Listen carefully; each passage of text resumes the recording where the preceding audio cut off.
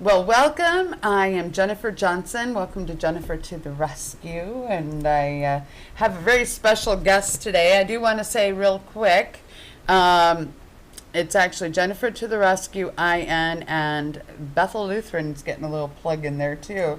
Nice. But we will, thank you, Noblesville Signs. No, I always do the wrong thing. Noblesville Trophies and Logan Street Signs and Banners. They are our gracious hosts. Every time we come in here to do a show, it's just so easy. They make it wonderfully. If you have never been into the stores, you need to come in. And conveniently not located on Logan Street. It's actually, what is it, 1720 South 10th Street. Is that right? That's right. If you can find that, you can find everything. The trophy shop and the signs and banners. Thank you very much. And my special guest is Kim Williams. Thank you. You're welcome. Kim Williams is with the Indiana Parkinson Foundation, and you're the director. Yes, that's We get correct. to have the director here. Actually, we've been talking for quite a while because you live in Noblesville. There's a lot of activity going on with the Parkinson Foundation that you are obviously overseeing everything. And your email is on the screen, so if anybody has any questions, they can definitely reach out to you. What kind of things, I guess I have in my head, I have an image or I don't want to say stereotype, but I think there's something in my mind that I think of when I think of Parkinson. Parkinson. What it is, can you explain briefly what it is, and then Sure. what kind of things you do, what you're doing in the community? I know it's not just Noblesville. Right. So Parkinson's is a neurological disease that affects an area of the brain that messes with the way the dopamine is processed. So Okay. what happens when someone is diagnosed with Parkinson's is they have symptoms such as rigidity, can have a lack of mobility, might have lack of arm swing, a shuffling gait, and just smaller movements, slower movements. Most people that are diagnosed with Parkinson's, when they're diagnosed, they've had it for a while. But once they're diagnosed, hopefully they're seeing a neurologist, and the hope is they're getting their prescriptions for their medicine, and hopefully that prescription to get plugged in with an exercise group and a support system. So our foundation, we offer exercise support groups and resources to those with the disease and also their families. We realize that the disease is not a disease just for the individual. It affects all of those loved ones that are with them.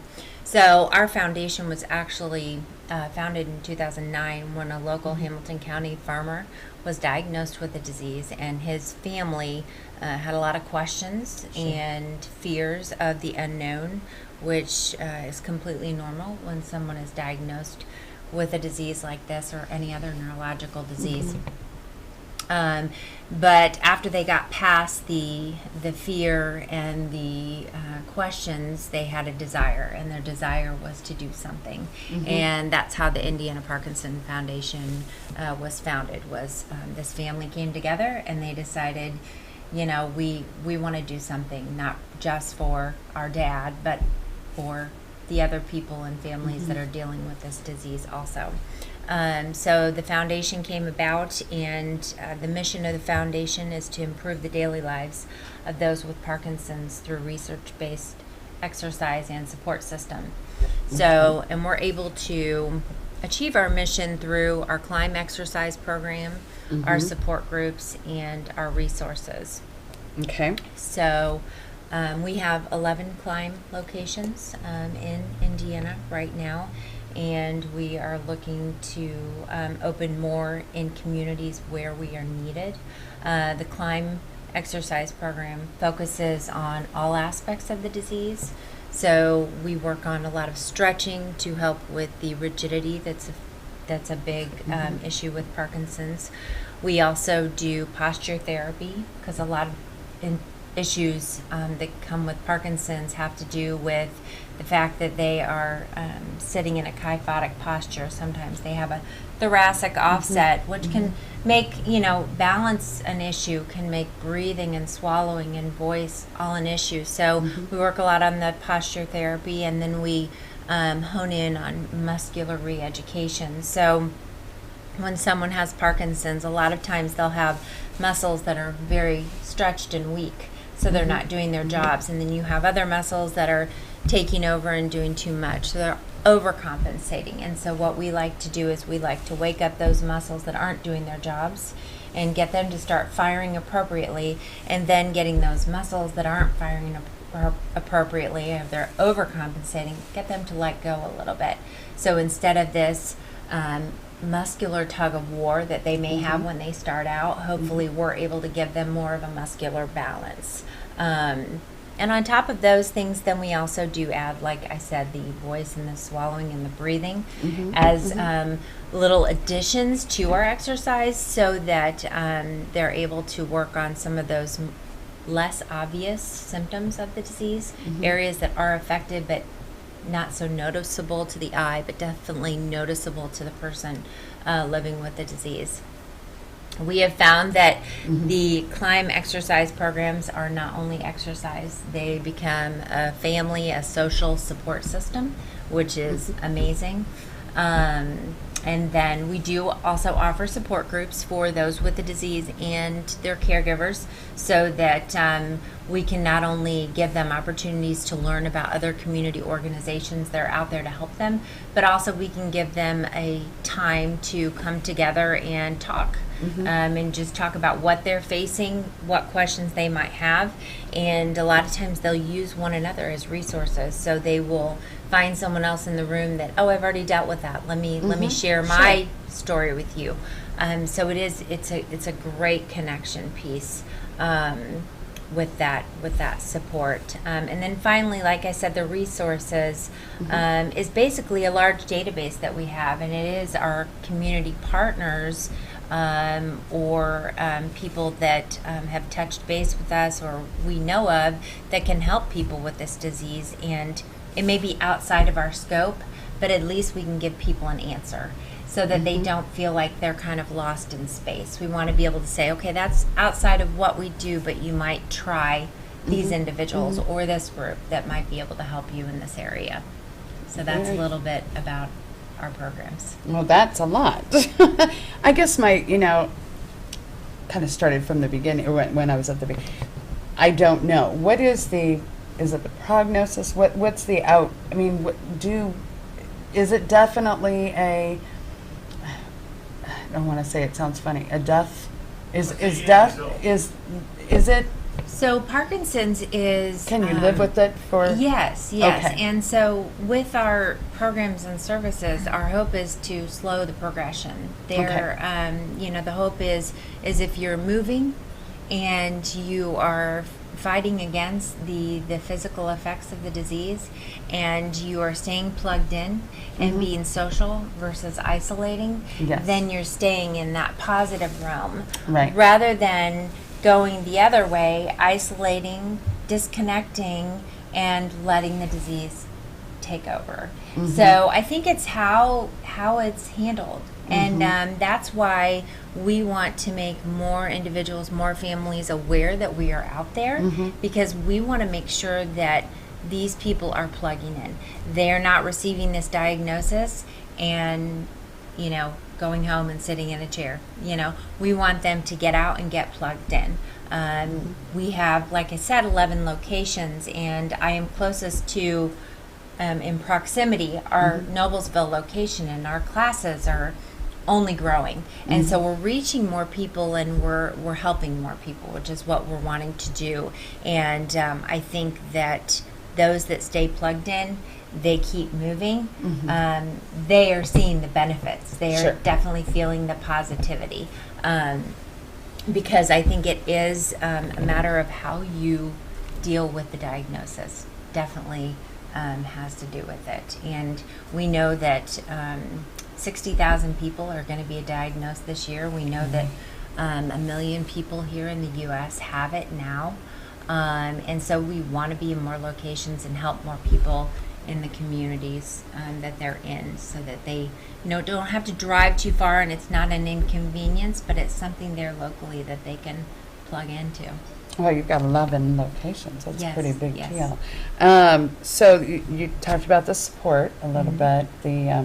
So resources, is that kind of, because I know you have a big event coming up. Right. And I know that that's one of the reasons that this is very good timing, Right. because we want to make people, but Absolutely. go ahead. Go So, from like there. I said, the resources that we have are just the community organizations and partners that we have that offer services that we don't. And Sure. for Okay. example, it might be home health care, or it might be a visiting physician that might come to your home. Those are definitely outside of our scope of practice. So Sure. that's what I am referring to when I refer to our resources. And a lot of our community partners will be at our event coming up. So the event that's coming up is April 13th. It is our Choose to Move to Beat Parkinson's.